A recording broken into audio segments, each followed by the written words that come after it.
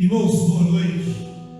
Nós vamos começar o culto dessa noite, o culto voltado à abertura da campanha de missões estaduais. Missões é algo que nasceu no coração de Deus. Ele enviou seu Filho como missionário a esse mundo. E também é algo que deve mover e alegrar o coração de cada crente. Quero convidá-lo a essa oração inicial. Logo depois nós vamos cantar um cântico que diz que o Espírito de Deus está aqui, com certeza. Deus está junto aos louvores do seu povo, onde seu povo está reunido, louvando o seu bendito nome. Ali Ele está. Vamos orar? Muito obrigado, Pai Celeste, pelas bênçãos recebidas. Obrigado porque a maior delas é a salvação que tivemos em Cristo. Obrigado porque Tu enviaste o Teu Filho como missionário a esse mundo para nos alcançar com a mensagem de redenção. Nós glorificamos a Ti, nós exaltamos a Jesus Cristo. Todo louvor, toda honra, toda glória nós damos a Ele. Receba, Pai, cada momento de culto e ajuda-nos ao mesmo tempo para que, apesar de nossas imperfeições, apesar do pecado que muitas vezes grita em nossos corações e mentes, nós possamos oferecer para Ti o melhor louvor. Isso nós oramos em nome de Jesus. Amém.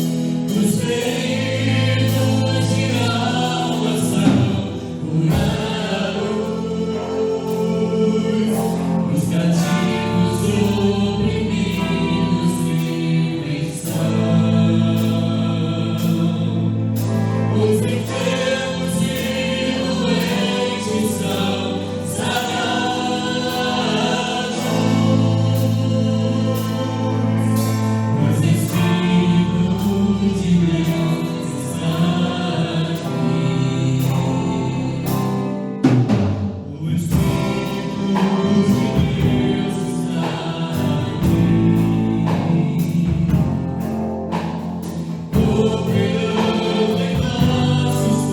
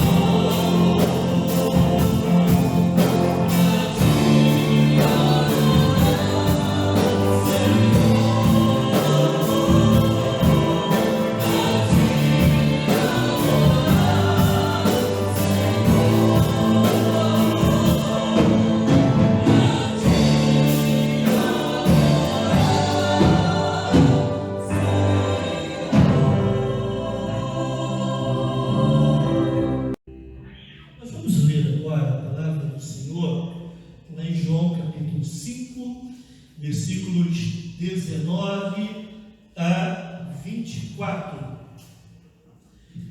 Você poderá abrir a sua Bíblia, preferencialmente, como poderá também acompanhar a leitura conforme ela for sendo passada na sua tela. João, capítulo 5, versículos 19 a 24. Então lhes falou Jesus: em verdade vos digo, que o Filho nada pode fazer de si mesmo, senão somente aquilo que vir fazer o Pai. Porque tudo que este fizer, o Filho também semelhantemente o faz. Porque o Pai ama o Filho e lhe mostra tudo o que faz, e maiores obras do que estas lhe mostrará, para que vos maravilheis. Pois assim como o Pai ressuscita e vivifica os mortos, assim também o Filho vivifica aqueles a quem quer. E o Pai a ninguém julga, mas ao Filho confiou todo o julgamento, a fim de que todos honrem o Filho do modo porque honram o Pai.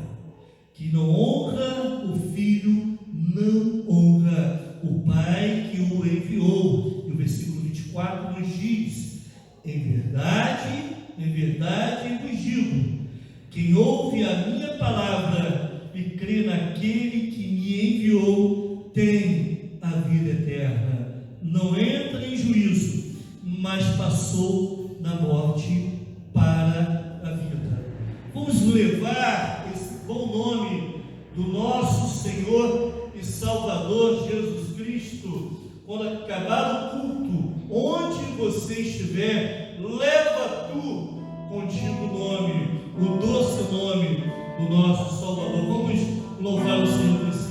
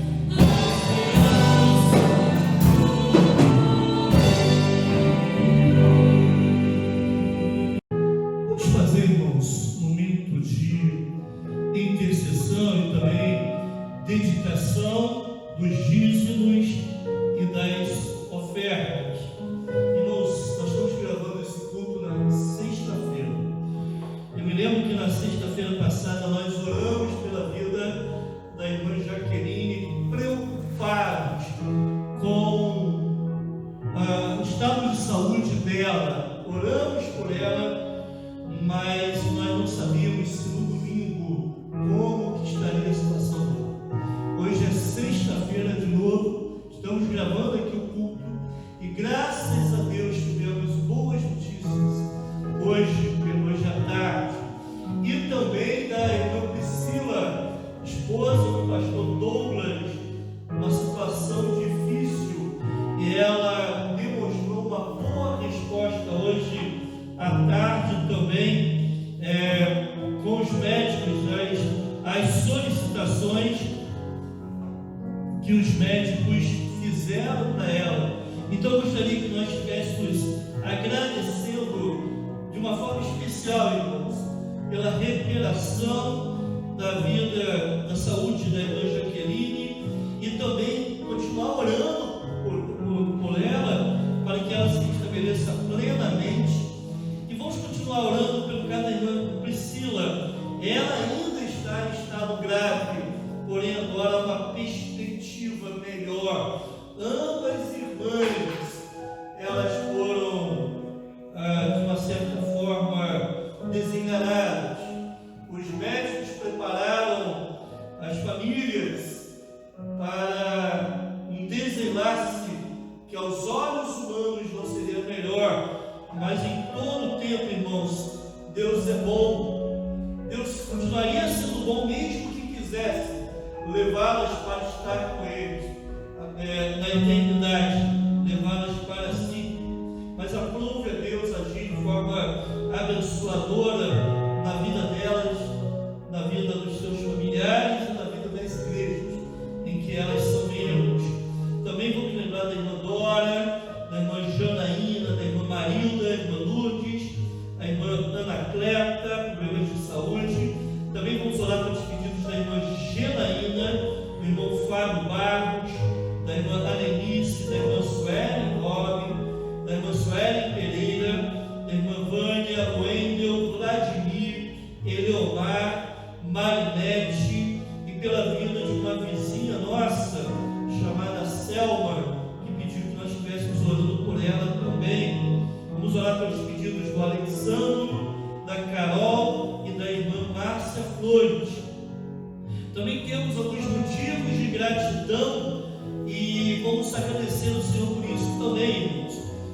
Estão externando esses motivos de gratidão. O irmão Walter, o esposo da irmã Jaqueline, não é? A irmã Suelen Robin, Suelen Pereira, Vânia, Wendel, Vladimir, Rogério Filho, Eleomar, a Débora. Inclusive vamos orar pelos pedidos, pelo pedido que a Débora fez hoje também, não é? Vamos orar pela sua tia, mas vamos agradecer pelo aniversário do passado da Débora, e vamos agradecer juntamente com a irmã Marinete e também com o irmão Antônio. Eu quero convidá-lo mais uma vez a estar orando comigo, não é? Eu sei que às vezes em casa ou no local que você está vendo esse vídeo, tem um irmão que me falou que lá no trabalho, quando há possibilidade, de vez em quando há, porque o trabalho dele permite isso, ele consegue acompanhar os cultos. Mas eu sei que às vezes em casa ou em qualquer outro ambiente é difícil nós nos ligarmos em Deus e estarmos unidos no só pensamento, orando ao Senhor. Eu quero convidá-lo a esse exercício, esse esposo, para orar juntamente comigo pela vida desses irmãos, agradecendo ao Senhor e também orando pelos pedidos, e também estarei orando por aqueles irmãos que dedicaram os seus dízimos e as suas ofertas. Vamos orar então. Muito obrigado, Deus, por tantas bênçãos recebidas. Obrigado, Pai, pelas bênçãos recebidas na vida, ou através das vidas das irmãs Jaqueline e Priscila, Pai. Obrigado, Pai, porque Tu tens agido e temos visto a Tua mão poderosa, sobrenatural, soberana, de poder, atuando, ó Pai, nessas circunstâncias tão difíceis, ó Pai, onde as expectativas eram as piores possíveis, onde estava pairando a sombra da morte. Mas Tu és o nosso bom pastor, que nos guia até mesmo na sombra da morte. Obrigado por isso, te agradecemos por essas bênçãos, também pelas bênçãos recebidas por esses irmãos que manifestaram gratidão. Ó Pai, tu tens cuidado de nós, em todo o tempo tu tens nos abençoado, tem protegido, ó Pai, tem suprido as nossas vidas. Nós te rendemos graças por isso. Também, ó Deus, tantos pedidos aqui, ó Pai, colocamos diante do teu trono de graça, porque confiamos, ó Deus, na tua sabedoria, mas também confiamos na tua provisão e no teu cuidado sobre as nossas vidas. São questões diversas, muitas delas relacionadas à saúde, mas existem questões de família, questões financeiras aqui envolvidas, questões do nosso país, nesse momento tão difícil que estamos vivendo. Ó Senhor, rogamos pela nossa nação. Livra-nos, ó Pai, desse mal que está pairando sobre nós. Ajuda-nos, ó Pai, em nome de Jesus. Amém. Irmãos, de uma forma breve, eu gostaria de trazer alguns comunicados. Então, você vai ter na sua tela um anúncio, uma informação, o número da conta da igreja, CNPJ.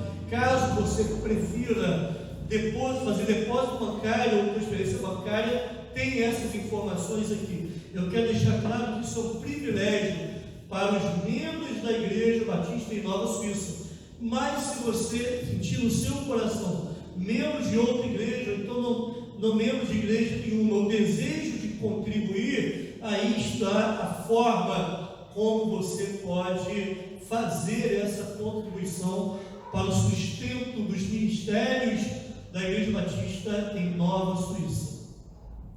Também, irmãos, para aqueles membros para os membros da Igreja Batista em Nova Suíça que têm dificuldade e preferem, nós iremos até a sua casa, caso você queira dedicar o seu dízimo e a sua oferta. Também nós gostaríamos de falar sobre essa questão de retorno aos trabalhos da igreja. Hoje pela manhã nós teríamos o nosso primeiro encontro após isolamento, só que como na sexta-feira a bandeira ficou vermelha, entendemos a gravidade da situação, nós achamos por bem, consultando diretoria, diáconos, suspender a nossa programação de domingo pela manhã. Então, hoje nós não tivemos dia 19 e também não teremos no dia 26. Vamos aguardar o posicionamento da prefeitura e as condições melhorarem para que nós possamos retornar os nossos trabalhos presenciais com todos os procedimentos adequados para um retorno em segurança, ok? Então, nós vamos estar comunicando aos membros da igreja quando esse retorno vai se proceder e de que forma vai se proceder, tá bom? Então, eu gostaria de deixar isso muito claro para os irmãos. Qualquer dúvida, os irmãos poderão ligar para mim, qualquer membro da diretoria, dos diáconos, eles vão poder te ajudar na sua dúvida, tá bom? Nós vamos agora à campanha de missões estaduais. Eu vou passar a palavra então para a irmã Charliene poder realizar esse trabalho, essa abertura, e assim nós oficialmente estaremos nesse restante do mês de julho e uma boa parte do mês de agosto em campanha de missões estaduais. Então quero passar a palavra para a nossa promotora, irmã Charliene.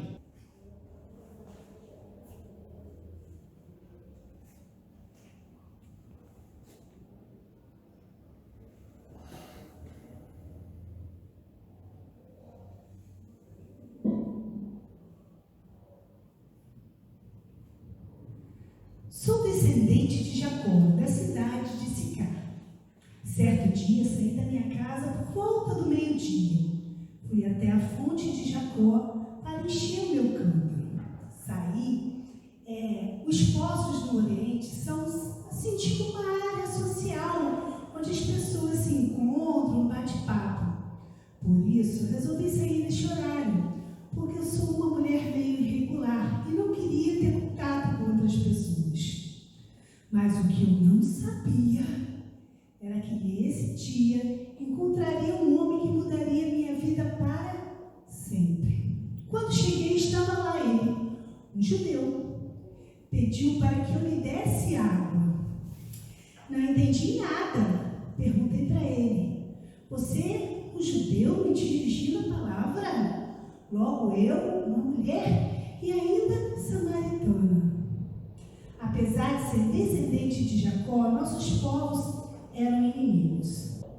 Então, ele me disse: se conhecesse a glória de Deus e quem está falando, me pediria água viva. As coisas ficaram assim muito mais confusas, porque ignorava a dádiva e de onde ela vinha. Mas como ele tiraria água se ele não tinha sequer uma vasilha para poder colocar no poço? Ele me explicou que a água viva traz satisfação permanente, mana de uma fonte interior e traz vida eterna. Desejei ardentemente beber dessa água e pedi que me desse. Naquele momento, o nosso diálogo tomou um novo rumo. Ele me pediu que eu trouxesse o meu marido. Eu, sem graça, sem saber o que responder, disse: não tenho marido. Bem disseste, disse ele, tiveste 5 maridos e o que tem agora não é 5. Fiquei maravilhada, estava eu perto de um profeta. Onde posso adorar, Senhor? No monte ou em Jerusalém? Ele me explicou que a verdadeira adoração não se limita a um lugar ou local. Deus é Espírito e quer que adoremos em Espírito e em verdade. Rapidamente disse a ele: olha, eu creio e espero o Messias, o Cristo, que virá e anunciará tudo para o seu povo. Com um olhar forte e doce, ele me disse: eu sou aquele que te fala. O meu Senhor estava na minha frente, como não percebi? Somente o meu Deus poderia me conhecer do jeito que ele conhecia. Mas os seus discípulos chegaram e não pude mais conversar com ele. Mas a sua voz ecoava em meus ouvidos. Larguei o meu cântaro, não queria que nada me atrapalhasse. Corri e anunciei que o Messias estava entre nós. Tempos mais tarde, ouvi dizer que ele morria por mim. Uma cruz maldita, que era minha, porque eu era pecadora. Como poderia eu me calar?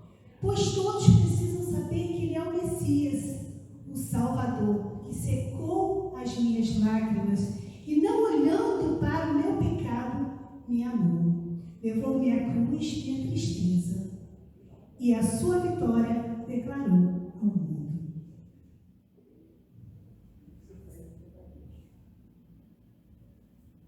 Boa noite, irmãos. Estamos começando mais uma campanha de missões estaduais. É com muita alegria. E o tema da nossa campanha é Sim, Eu Creio. A nossa divisa está em João 5:24. Em verdade vos digo, que quem ouve a minha palavra e crê naquele que me enviou tem a vida eterna e não entra em juízo, mas já passou da morte para a vida. É com essa divisa que eu vou trazer uma breve reflexão para a igreja. Vejam, a mulher samaritana não creu em Jesus, né? E teve a certeza que ele estava frente a frente com o seu Salvador. Uma mulher que era mal vista pela sociedade. E Cristo, o que fez?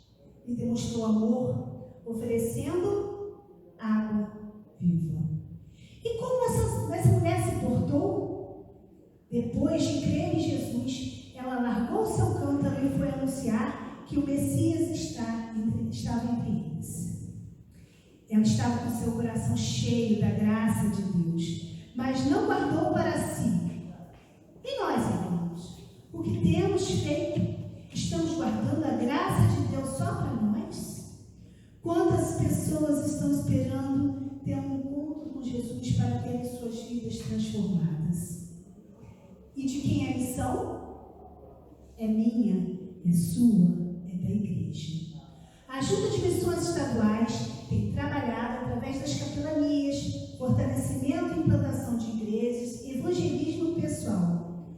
As campanhas servem para arrecadar ofertas, para que possamos orar pelos irmãos, mas principalmente ela serve para fazer crescer em nós o coração missionário e nos despertar para o desejo de trabalhar na obra. Declaro com muita alegria aberta a nossa campanha de missões estaduais, sim, eu creio. O nosso hino de missões tem uma estrofe que diz assim: declaro viver para a glória de Deus e entregar a minha vida a serviço da cruz e anunciar que só em Jesus encontramos salvação. Que possamos fazer essa declaração, irmãos, conscientes da responsabilidade que ela nos traz. Vamos ao nosso hino de missões.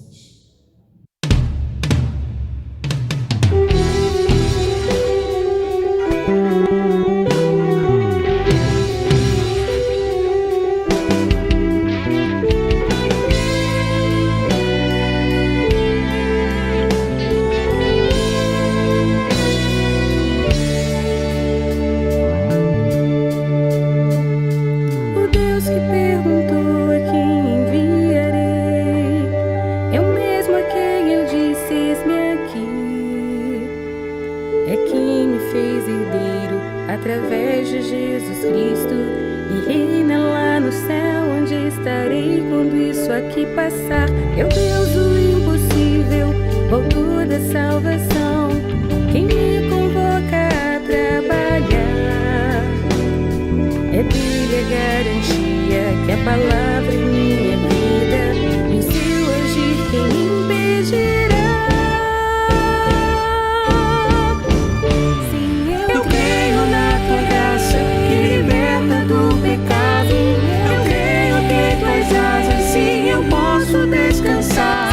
Eu creio em teu poder que transforma e capacita.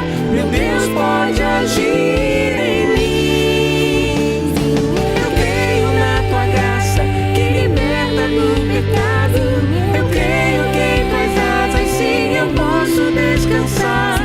Eu creio em teu poder que transforma e capacita. Meu Deus pode agir em mim. Eu creio sim.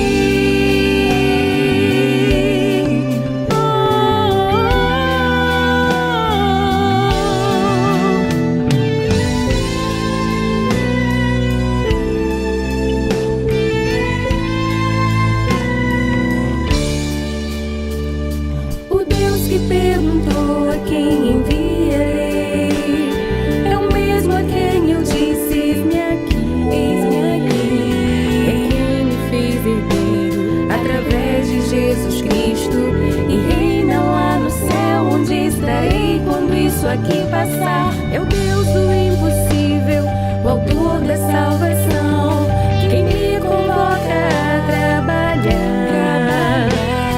É dele a garantia que a palavra é minha vida, e o seu agir quem me impedirá. Sim, eu creio na tua graça que liberta do pecado. Eu creio que em tuas asas sim eu posso descansar. Eu creio em teu poder que transforma e capacita. Meu Deus pode agir em mim. Eu creio na tua graça que liberta do pecado. Eu creio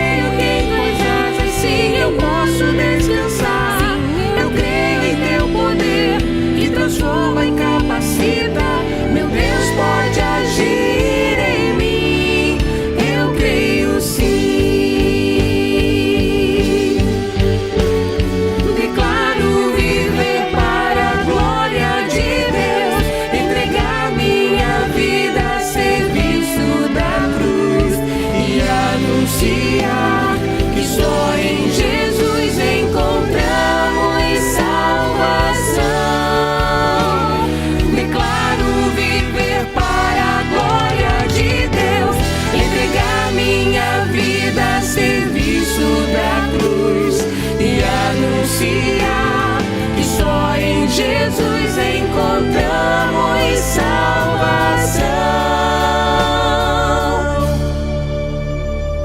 Eu creio na tua graça que liberta do pecado. Eu creio na tua graça que liberta do pecado. Eu creio que tuas asas sim eu posso descansar. Eu creio em teu poder que transforma e capacita. Meu Deus pode agir em mim. Eu creio sim. Eu creio sim.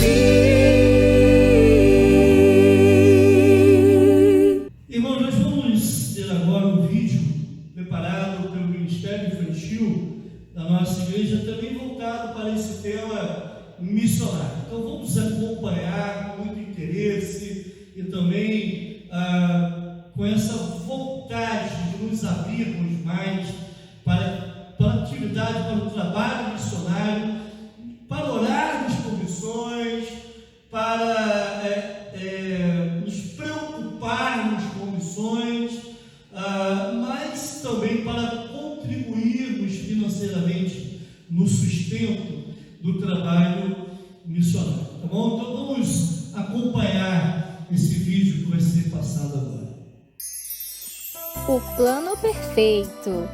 Porque Deus amou ao mundo de tal maneira que deu o seu único Filho, para que todo aquele que nele crê não pereça, mas tenha vida eterna. João 3,16. Oi, crianças, tudo bem? Vocês gostam de colorir? Olha só quantos lápis de cor coloridos! Quantas cores lindas! Foi Deus quem criou, você sabia? E teve um dia que eu aprendi lá na igreja sobre o plano perfeito de Deus através das cores. Eu vou te contar. O amarelo representa um lugar lindo que Deus está preparando para nós. É o céu. Lá não tem dor, não tem pecado, não tem sofrimento. A Bíblia diz que lá as ruas são de ouro. E sabe o melhor? Deus está lá. Mas a cor preta nos faz lembrar de uma coisa terrível, do pecado que entrou no mundo e que nos impede de ficar perto de Deus. Por causa dele, o nosso coração ficou triste e sujo. O pecado separa todas as pessoas de Deus e ninguém poderia ir morar lá no céu com ele. Mas o vermelho nos faz lembrar de alguém muito especial, de Jesus, o nosso Salvador. Jesus nasceu como um bebezinho, cresceu ajudando e ensinando todas as pessoas sobre o amor de Deus. E quando ele já era grande, ele se entregou por nós lá na cruz. Então o branco nos faz lembrar que o sangue de Cristo nos lava de todo o pecado. A gente fica limpinho, mais branquinho do que a neve. O nosso coração fica alegre de novo, porque temos a certeza de que um dia estaremos pertinho do Senhor. Jesus é a ponte, o único caminho para Deus. E por último, o verde, que nos lembra que quando entregamos o nosso coração para Jesus, somos como uma plantinha que vai crescendo, crescendo, crescendo e começa a dar muitos frutos. Nós crescemos e damos frutos quando temos uma vida de oração, quando lemos a Bíblia, quando vamos à casa de Deus e principalmente quando ouvimos e obedecemos ao chamado do Senhor. Sabe, crianças, Jesus nos chama para ser missionários, para compartilhar com todas as pessoas esse plano maravilhoso de salvação. Devemos falar de Jesus em todo lugar, na escola, em casa, em nossa rua, pois aonde estivermos nós somos ali um missionário de Deus. Mas sabe, Tem pessoas que são chamadas por Deus para ir a outros lugares levando a sua palavra. E nós podemos ser missionários também, orando pela vida dos nossos irmãos, para que Deus os ajude e os capacite. Podemos contribuir para o sustento deles. E também podemos ir levando a muitos a palavra de salvação. Amiguinho, se você é um missionário, eu te convido a cantar esse louvor do 3 palavrinhas. Posso ser um missionáriozinho.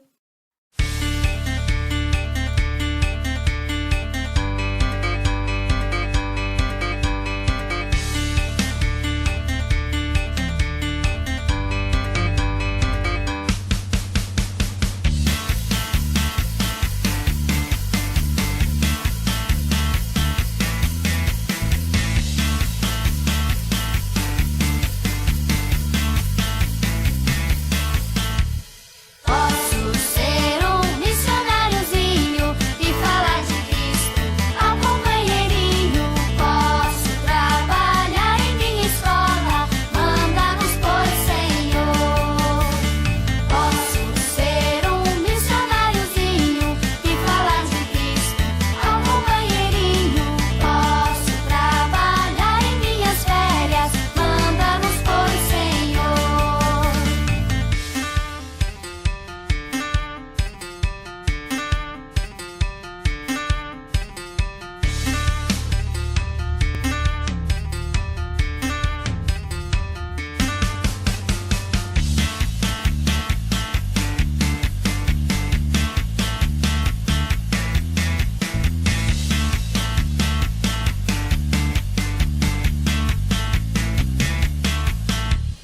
Posso ser um missionáriozinho e falar de Cristo ao companheirinho. Posso trabalhar em minha rua, manda-nos por Senhor. Posso ser um missionáriozinho e falar de Cristo ao companheirinho. Posso trabalhar em minha igreja, manda-nos por Senhor. Manda-nos por Senhor, manda-nos por Senhor. Yeah! E aí, crianças, vocês creem? Pela graça de Cristo, podemos dizer: sim, eu creio.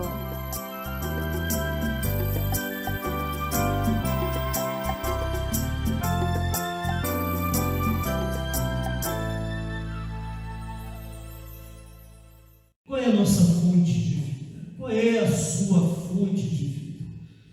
Em que você tem baseado a sua vida, você tem tido vida? Só existe um manancial, alguém que pode realmente dessedentar a alma, matar a sede da alma, da mesma maneira como matou a sede daquela mulher samaritana. Então vamos louvar e vamos cantar a esse manancial que é a fonte de vida.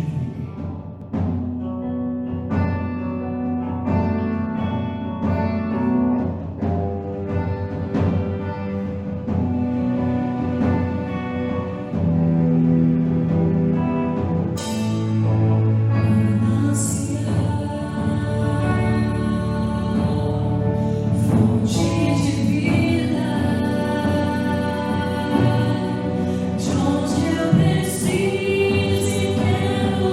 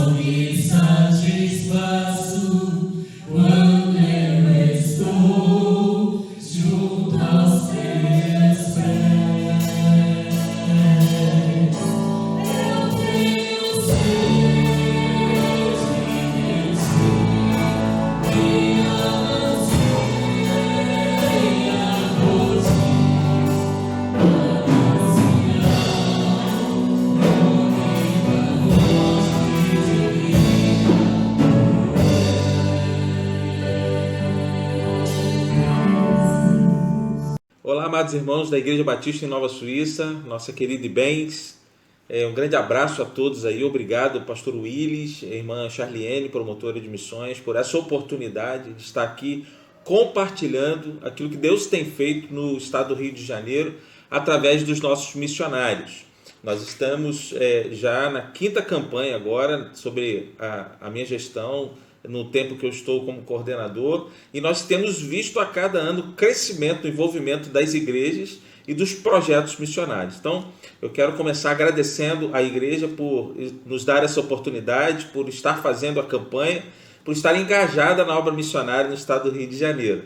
Deixo aqui já um abraço meu e também da Cris e das meninas, da Débora e da Laura, que juntos estamos aqui engajados nessa obra de evangelização do estado do Rio de Janeiro, da obra missionária da Convenção Batista Fluminense. Bom, irmãos, eu quero destacar algumas ações de missões estaduais para que haja uma interação dos irmãos e que os irmãos estejam por dentro daquilo que está acontecendo, mas também depois estarei trazendo uma reflexão com base num texto da Palavra de Deus, onde vamos buscar entendimento daquilo que o Senhor espera de nós e também da forma como Deus nos quer usar para que outras pessoas alcancem a graça do Senhor e se encontrem com Jesus como sendo o seu salvador pessoal. Missões estaduais têm trabalhado em 3 direções, eu sempre tenho falado sobre isso, que são hoje os pilares da obra missionária, são as capelanias, a plantação e o fortalecimento de igreja e os projetos especiais. Deus nos tem dado alguns desafios, mas também algumas oportunidades de expandirmos o reino através de algumas ações. Por exemplo, nos hospitais, nesse tempo de pandemia, os primeiros 20 dias, de 15 a 20 dias, foi impedido o trabalho de capelania, mas em algum momento o próprio diretor do hospital entendeu a necessidade de ter o capelão lá, então chamou o nosso capelão e o missionário levou os outros que são missionários voluntários lá, outros capelães, e num grupo reduzido, mas contínuo e diário, estão dando assistência aos enlutados e também às famílias que têm pessoas internadas, aos profissionais de saúde e aos próprios enfermos. A obra missionária continuou e nós temos tido alguns relatos de conversões dentro dos hospitais nesse tempo de pandemia. Isso tem acontecido também com os universitários, porque o capelão continua dando assistência através de lives, através do WhatsApp, tem cuidado dos universitários e também tem levado uma palavra de conforto, de consolo. Nós temos tido muitos relatos de conversões e reconciliações nesse tempo de pandemia. Isso tem acontecido através do capelão prisional, que não está podendo entrar no presídio, mas que está recebendo numa chácara em Itaperuna alguns egressos do sistema penitenciário, tem trabalhado com esses homens, discipulado, também alguns moradores de rua. Tem acontecido assim também na capelania escolar, em que mesmo que não possam ir à escola, nós estamos vendo algumas ações acontecendo através da vida da capelã, através da vida dos capelães, que têm trabalhado com essas adolescentes, com essas crianças. Eu quero aqui dar esse destaque porque há 4 anos atrás nós tínhamos uma capelã trabalhando com 2 municípios e nós temos hoje 14 municípios com capelania, 19 projetos nas escolas, um deles é um projeto de fábulas e parábolas que tem trazido muitos resultados, não nesse tempo de pandemia, mas vinha trazendo alguns resultados. Às vezes nós pensamos em projetos específicos e sempre pensamos na obra missionária como plantação de igreja, como fortalecimento de igreja, mas Deus tem nos dado estratégias e essas estratégias têm dado fruto. E quando a gente consegue entrar na escola com a capelania ou entrar na escola com fábulas e parábolas, nós contamos histórias do cotidiano com princípios bíblicos e contamos histórias bíblicas aplicando ao cotidiano. E para nossa surpresa, professores, pessoas que trabalham nas escolas, ouvindo as histórias contadas para as crianças, têm tomado uma decisão ao lado de Cristo. Então, Deus usa as estratégias. O Fábulas e Parábolas é um braço da capelania escolar. Nós também atuamos nos quartéis com palestras de prevenção ao suicídio e ao uso de drogas. O capelão no Exército, principalmente, tem feito um trabalho de conscientização e levado o Evangelho. Nesse tempo de pandemia, os nossos missionários que plantam igrejas, como os trabalhos feitos em Queimados, em Japeri, Aldeia Velha e Silva Jardim, Bom Jesus do Querendo, também em Engenho Velho e Fandangos, são localidades de Itaboraí, nós temos visto que mesmo com as dificuldades, a igreja não abrindo as portas, o trabalho é intenso, eles continuam dando assistência a muitas famílias. E os irmãos vão perceber que, embora não seja o princípio da igreja, mas a ação social, ela está entrelaçada agora com o evangelho. O evangelho precisou olhar também com esse viés social, e nós temos tido trabalhos que já chegaram a centenas de milhares de cestas básicas, álcool em gel, máscaras, para essas pessoas nas comunidades. Por quê? Porque é a necessidade desse tempo. E ali, então, o missionário tem tido a oportunidade de falar do amor de Jesus. Se somarmos algumas ações, eu vou falar dos projetos especiais, nós já distribuímos aproximadamente 4.000, talvez até já tenham passado de 4.000 cestas básicas a famílias de comunidades de várias necessidades nesse tempo de pandemia. Os projetos especiais aqui têm trazido um gás para missões estaduais. Para os irmãos terem uma ideia, nós temos projeto com crianças em vulnerabilidade social. O PED. O PED é um programa educacional de desenvolvimento escolar que trabalha no contraturno escolar. Algumas pessoas não têm entendido a proposta do PED, mas ele tem chegado até a comunidade e ele tem gerado vida, tem transformado mentes e corações, transformado pessoas. Pais têm se convertido, pais têm se reconciliado, pessoas das escolas próximas têm visto o testemunho que as crianças que estão no programa educacional têm levado para as escolas, e eles estão querendo saber onde estão aprendendo, quem está fazendo, e aí o evangelho é apresentado através daqueles que são treinados para cuidarem dessas crianças. Para os irmãos terem uma ideia, nós temos hoje quase 1.000 crianças arroladas aos projetos PEDs no estado. Essas crianças, elas recebem um lanche, elas recebem um alimento e elas recebem orientação bíblica, além do reforço escolar. Alguns PEDs que acontecem em comunidade, e nós temos hoje 23 PEDs funcionando, 19 deles em comunidade, acontecem num tempo de muita necessidade das famílias também de uma palavra de esperança, de motivação. Hoje, os pais estão desempregados, ou eles não estão podendo vender como ambulantes que são, ou não estão tendo suas atividades por serem profissionais liberais, e essa criança que estuda na escola pública, ela não tem ido à escola pública, e por não estar indo, ela não está tendo uma das refeições que tinha no dia lá na escola, e algumas até não só a principal, mas a única refeição do dia.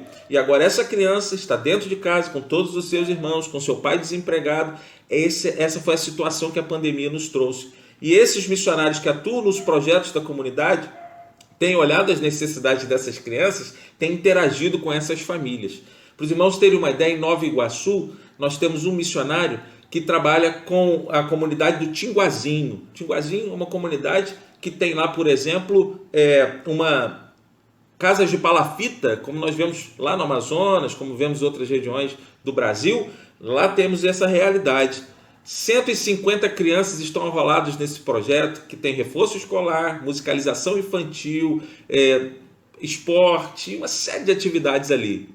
Nesse tempo tudo parou, essas crianças não tinham escola, essas crianças não tinham alimento, essas crianças não tinham projeto. O missionário, percebendo isso, ele começou a abrir de segunda a sexta. E 1 hora por dia, ele dava uma reflexão bíblica, ele dava uma atividade de recreação e ele dava uma refeição, um lanche reforçado para essas crianças de segunda a sexta. Então, nós começamos a suprir essa necessidade. E para fechar essa orientação de missões estaduais, para eu entrar na mensagem, o que aconteceu foi que por trás dessas 150 crianças, através do missionário, do projeto Meduca em Nova Iguaçu, mais de 800 famílias foram assistidas pelo missionário com cestas básicas ou com necessidades emergenciais. Irmãos, estamos num tempo em que o evangelho precisa ser exposto, apresentado, porque ele é o poder de Deus, mas que o amor de Deus precisa ser levado através de ações da igreja. A igreja precisa se envolver com a sua comunidade. Nós precisamos nos envolver. Então eu tenho dito, missões estaduais é missão na sua cidade, é missão na minha cidade. Então eu preciso fazer missões aqui na nossa Jerusalém. As pessoas estão precisando de uma palavra nesse tempo de pandemia, uma palavra de encorajamento, uma palavra de esperança, precisam ser confrontadas no seu pecado, precisam chegar ao arrependimento, mas para isso nós precisamos nos relacionar com elas. Os missionários de missões estaduais em tempo de pandemia não pararam, pelo contrário, nós estamos trabalhando muito mais ainda. Eles estão indo às comunidades, levando tudo aquilo que o Senhor Jesus nos manda levar, levando o seu amor, apresentando a sua graça, a sua misericórdia e o perdão dos pecados. Que Deus possa nos mover, por isso eu agradeço à igreja por abrir essa campanha de missões e por estarmos juntos nesse propósito de apresentarmos Cristo, como tenho dito muito isso, como o único caminho, verdade e vida. Deus possa nos abençoar, que os irmãos tenham uma excelente campanha e que verdadeiramente o Senhor possa se revelar a vocês todos os dias e que essa igreja continue a ser farol nessa comunidade, também no suporte, no sustento da obra missionária do nosso estado. Nós queremos continuar a ampliar o trabalho missionário. São quase 200 mil pessoas por ano assistidas pelos projetos de capelania de missões estaduais. São mais de 14 mil crianças assistidas, adolescentes assistidos nas capelanias, nos projetos Fábulas e Parábolas. Nós não podemos parar. Nós temos que continuar essa obra. Muito obrigado por estar abrindo a porta da sua igreja, pastor, para nos receber como missionários nesse tempo. E obrigado aos irmãos que se mobilizam, estão se mobilizando para que essa campanha seja uma realidade e que possamos alcançar muitas vidas para a glória do nosso Deus. Amados irmãos, quando o pastor Willis me passou a missão de estar trazendo a reflexão dessa noite, a mensagem para os irmãos, eu pensei em várias ações missionárias. E aí os irmãos vão ter ao longo desse tempo vídeos missionários, poderão ser buscados no nosso YouTube, poderão entrar no nosso site para conhecer o que está acontecendo, missõesestaduais.com.br, poderão estar interagindo conosco nas lives que estamos fazendo, sempre nas nossas redes sociais, no YouTube, no Facebook. Mas nesse tempo eu quero trazer a reflexão daquilo que Deus tem olhado para o nosso estado, de que maneira Deus tem interagido conosco, de que maneira Jesus tem olhado para nós. E eu quero falar com os irmãos nesta noite sobre o choro do Senhor. O choro do Senhor. A palavra de Deus sempre nos apresenta algumas histórias sobre o Senhor Jesus Cristo. E eu quero nessa noite compartilhar com você um versículo apenas. Um versículo da palavra de Deus que vai nos fazer refletir naquilo que foi o sentimento do Senhor Jesus Cristo. Esse versículo está no Evangelho de João, capítulo 11, versículo de número 35. Diz assim o texto: Jesus chorou. Jesus chorou. Esse é o menor versículo da Bíblia, mas de uma importância muito grande, de um enorme significado. Estamos diante do menor versículo da Bíblia, mas diante também de um versículo de enorme significado, friso isso. Há poucas passagens que relataram um choro do Senhor, 3 na verdade, mas são suficientes para entender o sentimento dele diante do nosso estado de pecado. O texto, irmãos, me leva a pensar em pelo menos 3 momentos que confrontam a minha humanidade e me fazem pensar na necessidade de uma reflexão sincera entre minha vida e o amor do Senhor por mim. Quero meditar nesta noite de abertura da campanha de missões estaduais na perspectiva de um Deus que chora ao olhar o estado que o Rio de Janeiro se encontra. Pensemos, irmãos, sobre esse texto. Pensemos sobre Jesus chorar. Jesus chora diante de sua missão, da sua dor. Nas 3 formas que ele é apresentado no choro, nos textos bíblicos, e nós vamos falar sobre eles, o primeiro pensamento é que Jesus chora diante de sua missão, de sua dor. Em segundo lugar, Jesus chora diante do pecado da humanidade. E terceiro e último, Jesus chora diante da nossa dor. Pensemos nas respostas que o Senhor requer de nós quando chora diante da sua missão, quando chora diante do pecado da humanidade, quando chora diante da nossa dor. Em primeiro lugar, eu creio que o Senhor requer de nós um profundo arrependimento. Profundo arrependimento. Hebreus capítulo 5, versículo 7, nos diz assim: nos dias de sua vida mortal, ou seja, nos dias da sua carne, dirigiu preces e súplicas, entre clamores e lágrimas, àquele que o podia salvar da morte, e foi atendido pela sua piedade. Vou ler de novo. Nos dias de sua vida mortal, dirigiu preces e súplicas, entre clamores e lágrimas, àquele que o podia salvar da morte, e foi atendido pela sua piedade.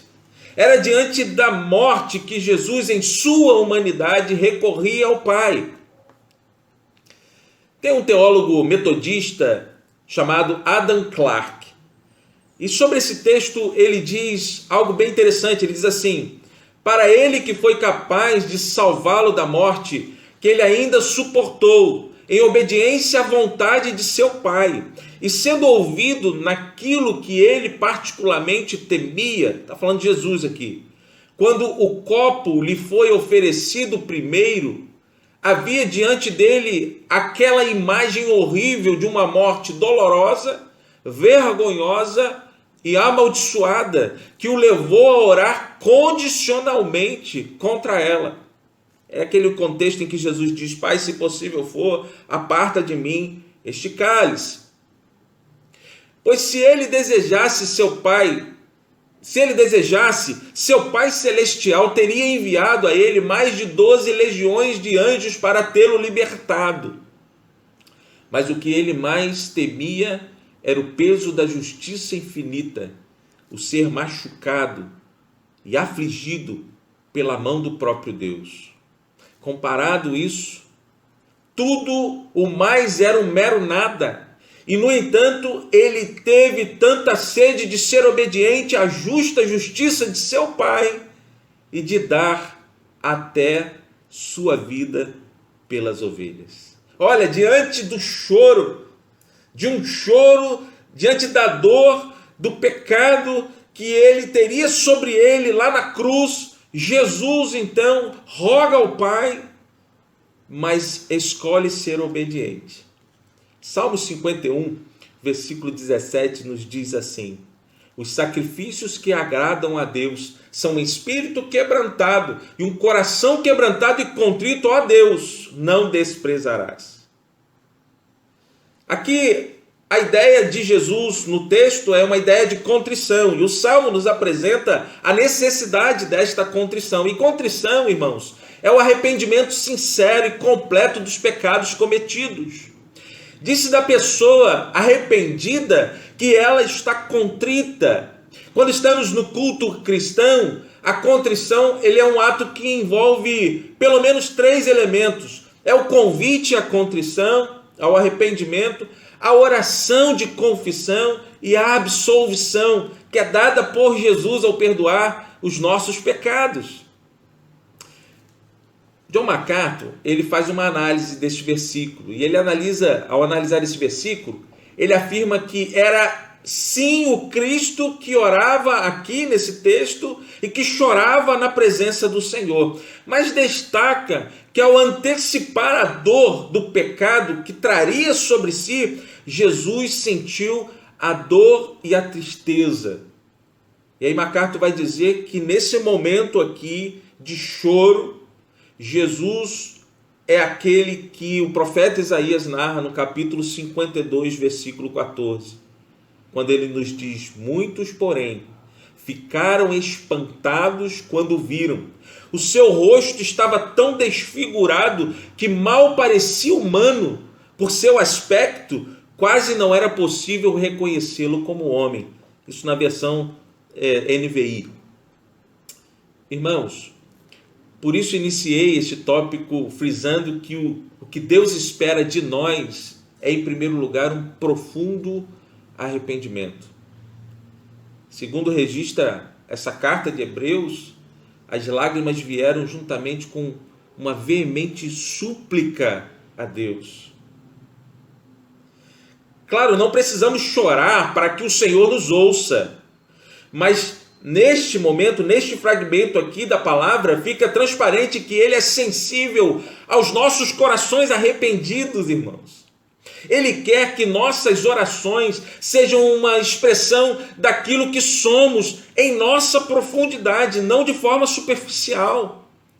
Assim, a oração ela deve apresentar, ela deve abranger todo o nosso ser e se alimentar das nossas emoções. Ela precisa sondar quem somos de fato, para permitir que Deus penetre em nossos aspectos, em todos os aspectos em nossa vida, e possa assim nos transformar, ouvir a nossa oração e nos preparar.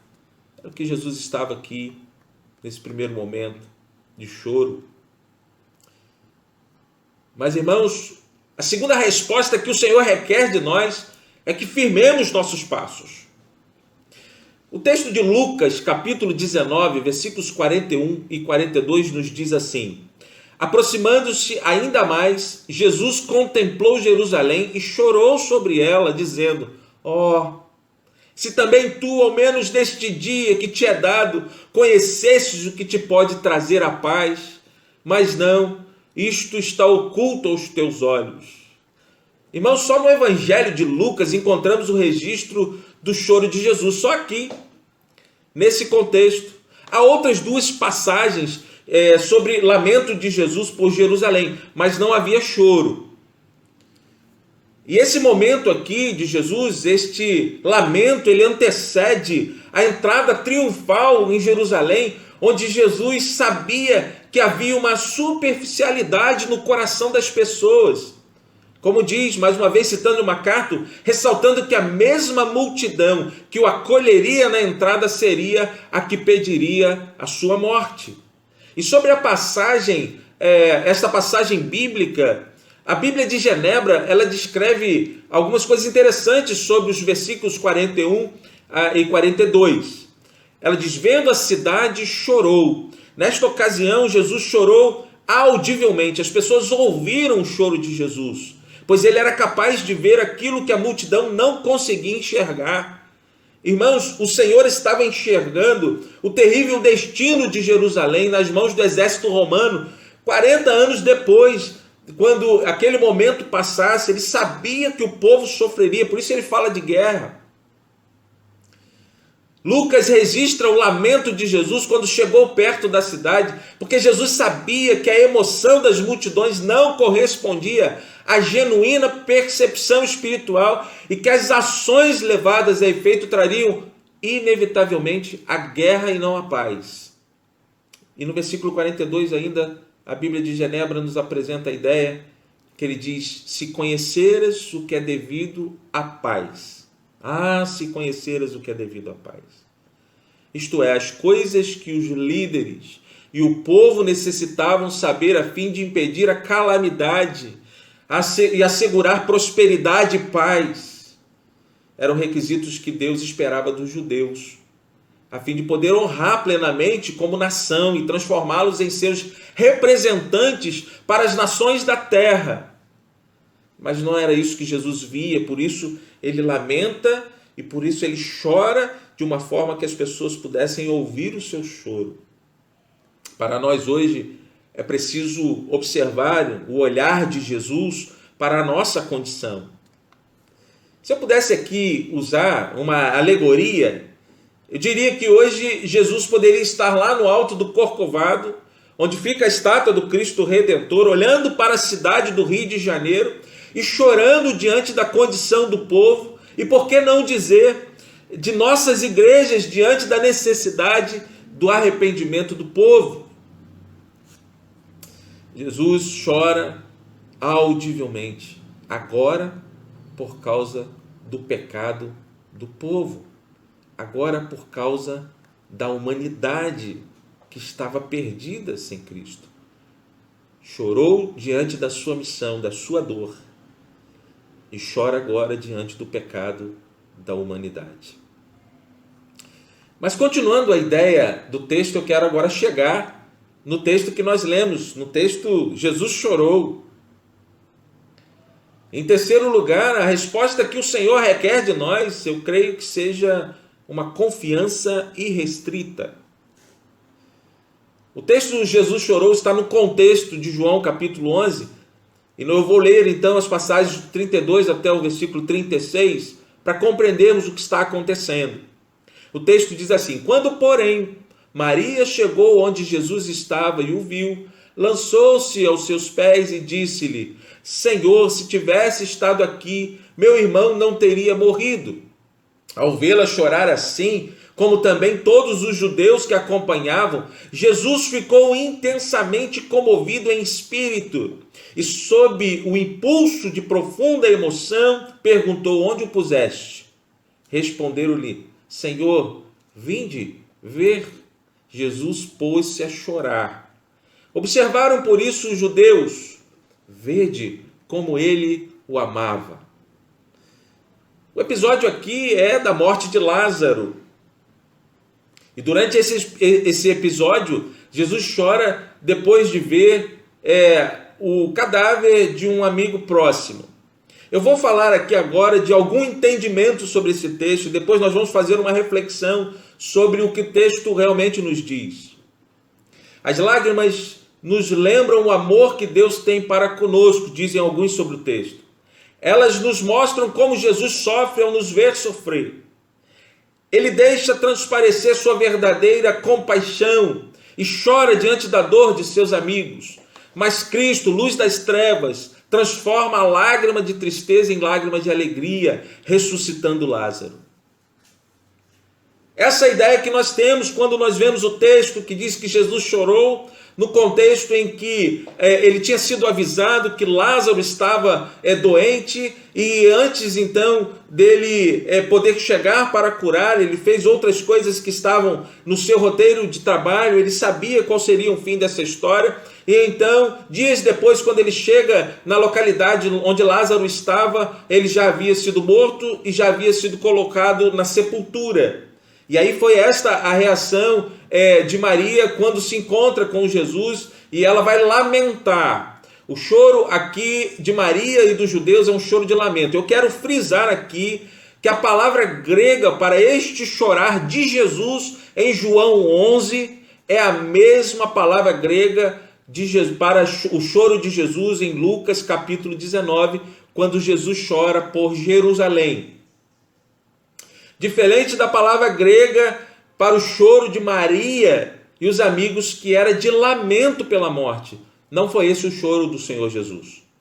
Na cultura judaica, irmãos, quando morria uma pessoa, mesmo que fosse pobre, ela tinha que contratar 2 flautistas e uma mulher para chorar, porque tinha que ter esse momento de lamento ali. E no caso de Lázaro, que tinha uma condição um pouco melhor, e por isso o texto fala que provavelmente fosse esse o motivo de Jesus se indignar com o choro de Maria e de todas aquelas pessoas que estavam lá, e é exatamente isso que está acontecendo. Jesus está tendo um choro ali de indignação espiritual pelo que eles estão apresentando. A palavra grega encontrada no versículo 33, irmãos, refere-se à expressão agitou-se, comoveu-se. Em algumas versões, quando o texto que eu li fala aqui, por exemplo, que Jesus ficou intensamente comovido em espírito, algumas versões vão traduzir literalmente a ideia de agitou-se e comoveu-se. E neste caso aqui, agitar-se no grego é irar-se, é ficar indignado emocionalmente, como eu já disse, porque Jesus viu que eles não confiaram na ressurreição. Eles comportaram-se como pagãos. O Senhor não admitia o desespero, visto que as Escrituras prometiam a ressurreição. Então ele estava diante de pessoas que o conheciam, que conheciam as Escrituras, diante de pessoas que já tinham visto muitos feitos do Senhor. Havia uma promessa dita por ele em revelação às Escrituras, em continuidade, em cumprimento às Escrituras. E eles então se comportam como exatamente aqueles que não criam, desesperados. Maria desesperada, os judeus desesperados. John MacArthur, mais uma vez citando ele, chegará a dizer que as lágrimas de Cristo desta vez foram silenciosas. Diferente do momento em que ele olha para Jerusalém e chora em voz alta, ele olha agora para aquela condição e a lágrima escorre dos seus olhos. Mas por estar diante de um mundo caído, emaranhado pela morte causada pelo pecado, aqui nesse momento Jesus está chorando e ele se revela como o Jesus dito por Isaías, capítulo 53, versículo 3. Foi desprezado e rejeitado pelos homens, um homem de tristeza e familiarizado com o sofrimento.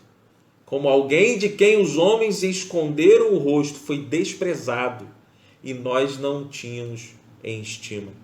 Este é o sentimento do Senhor, exatamente aquele que olha para as pessoas que deveriam estar confiantes, que deveriam estar respaldadas pela promessa da ressurreição ditas por Jesus e pelas Escrituras. Essas pessoas estão nesse momento se comportando exatamente como os incrédulos. Engraçado que, pensando nesses textos alusivos ao choro de Jesus, eu me lembro de Isaías capítulo 6. E eu quero caminhar para a conclusão desta mensagem exatamente entendendo esse contexto de Isaías 6.